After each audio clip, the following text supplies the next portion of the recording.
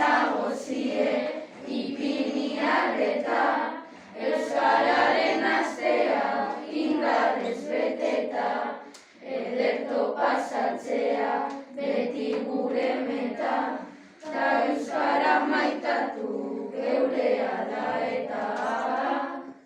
Ta euskara maitatu geurea da eta. Euskaraz egiteko diozu ipizki, eta erronka hori hartu dugu pozik. Egun oso polita, egintzaz beterik, beraz aste ederra daukagu aurretik.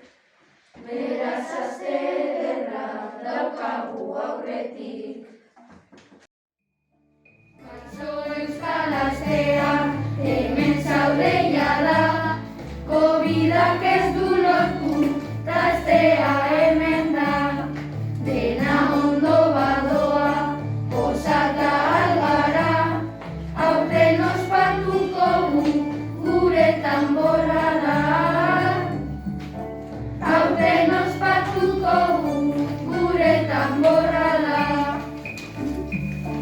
Hemen gaude berriro, hasiera emateko, aste honetan zehar ondo pasatzeko. Ibizien dago, bai animatzeko, aste honetan ere euskaraz egiteko.